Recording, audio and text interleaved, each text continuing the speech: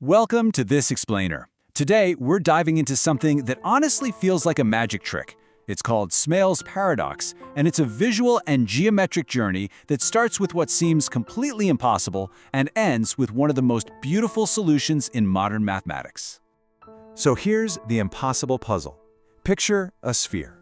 Let's say a basketball with a purple outside and a gold inside. Can you take that sphere and flip the whole thing inside out, so the gold is on the outside, without simply poking a hole in it and pulling the material through? Naturally, your first instinct is probably to say, "No way, that's literally impossible." And honestly, you wouldn't be the only one to think so. But to understand how mathematicians actually pull this off, we've got to go over the strict rules of the game. Our sphere isn't made of ordinary rubber. It's made of an abstract elastic material. This stuff can stretch, it can bend, and here's the crazy part. It can pass right through itself like a ghost. But there's a major catch. You absolutely cannot rip it, you can't puncture it, and you cannot crease it or create sharp, infinitely tight pinches. If you just try to push the north and south poles right through each other, you fail, because as they cross, you end up creating an illegal, infinitely tight pinch right at the equator. Part 1. The false peak. Why circles can't flip. To figure out what's really going on here, we actually need to drop down a dimension and look at a much simpler shape, the 2D circle. Imagine our circle is a track, and we've got a little monorail car traveling along the top of it, always moving forward. Now, as it goes all the way around the track, it's constantly turning. The net amount of full turns it makes toward the left, after one complete circuit, is what mathematicians call its turning number. If it turns right more than left, that number becomes negative. And if there's zero net turning, well, it's zero. This brilliantly illustrates exactly how we track those turns on complex, wavy shapes without getting totally confused. Think of the curves as facial expressions. Wherever the track curves away from us, it looks like a smile.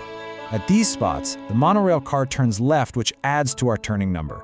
But wherever the track curves toward us, it looks like a frown.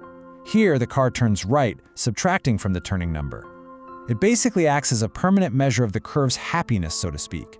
Your net turning number is literally just the total number of smiles minus the total number of frowns. So if we look at a standard perfectly round circle, it has exactly one continuous smile and zero frowns. 1 minus 0 is 1. This means its turning number is permanently locked at exactly 1. And no matter how much you stretch or bend that circle, as long as you follow our rules of absolutely no sharp creases, smiles and frowns can only ever appear or disappear in pairs that cancel each other out. That core number, 1, never ever changes. Which brings us to a really crucial point. It's formally proven by something called the Whitney-Graustein theorem, and it tells us that you just cannot turn a circle inside out. Think about it. If you did, the monorail car would end up traveling the opposite way around the track, effectively flipping its turning number from +1 to -1. And since we just established that you can't change a curve's turning number without breaking our rules and creating a sharp corner, turning a circle inside out is mathematically impossible. Moving on to part 2, the plot twist, the 3D loophole. Now, you'd logically think this exact same limitation applies to our 3D sphere, right? But here is the massive plot twist. It doesn't. In 3 dimensions, our smiles and frowns evolve. We get features that act almost like interacting electrical charges. Bowls that curve up and domes that curve down act as positive charges. But then we also introduce saddles, which actually look like smiles from one direction and frowns from another. These act as a negative charge. Because a dome or a bowl can come together with a saddle and perfectly cancel it out, the unchanging fundamental number for any sphere is the number of domes plus bowls minus saddles. And guess what? For a sphere, this formula always equals exactly 1, no matter which face is pointing out. So what does this all mean? It means we've found a mathematical loophole. Unlike the rigid 2D circle, turning numbers absolutely do not prevent the 3D sphere from turning inside out. The 3D sphere has dimensional freedoms that the flat 2D circle completely lacks. It's theoretically possible. But you know, theory and practice are two very different beasts. Let's look at the timeline here. Back in 1957, a mathematician named Stephen Smale proved this was possible on paper, totally shocking the math world. But nobody could actually picture how to do it. It took until 1964 for Arnold Shapiro to find a practical method, and later Bernard Morin created incredible visual models. But the real game changer for us happened in 1974 when Bill Thurston invented a brilliantly elegant visual solution known as the corrugation method. Part 3, designing the solution, Thurston's method. To solve the absolute hardest part of this whole problem, which is moving elastic material through itself without accidentally making those illegal, infinitely sharp pinches, Thurston invented the corrugation trick. First, you mark small pieces of the material to act as solid guides. Next, instead of keeping the material taut between these guides, you connect them with deep, wavy corrugations. Finally, you move the guides toward their final destinations, keeping them parallel to each other. By adding these waves, the material gets incredibly springy and pliable. It allows all those segments to move freely around each other, while staying perfectly smooth. To apply this trick to our full 3D sphere, we have to prepare it first. We kind of conceptualize the sphere as a barrel, closed off with solid caps at the top and the bottom. We then divide the vertical surface of the barrel into guide strips, and alternate those with the flexible, wavy corrugation strips we just talked about. That waviness gradually smooths out near the poles to perfectly match those flat caps. All right, part 4, the climax, turning the sphere. We're finally ready to put Thurston's rules into action. First, we corrugate the connecting strips to give the sphere that much-needed springiness. Second, we push the top and bottom caps straight past each other toward the center. Now, doing this obviously forms a tight loop right in the middle. But think of a twisted belt, right? If you put a loop in the middle and pull it tight, you can straighten it out just by turning each end a half turn in opposite directions.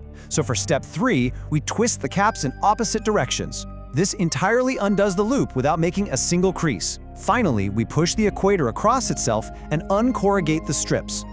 And what's really fascinating here is how completely different parts of the sphere experience this movement. Up at the polar caps, it's remarkably tame.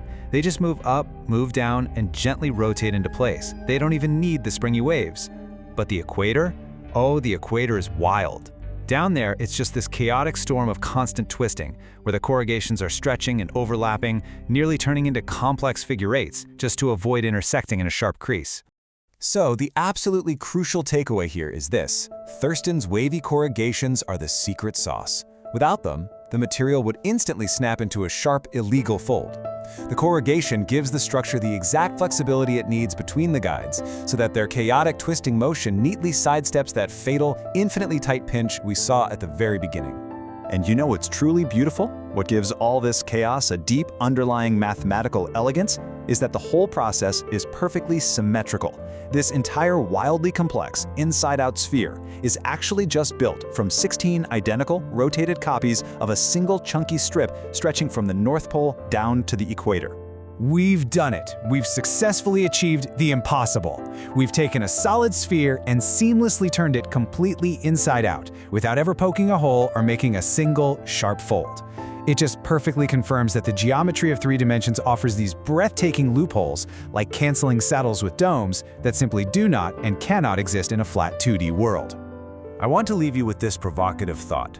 If moving up just one single dimension, from a flat 2D circle to a 3D sphere, is all it takes to allow a solid object to beautifully and perfectly phase through itself, what other absolute rules of our universe are just waiting to be broken in the dimensions above ours?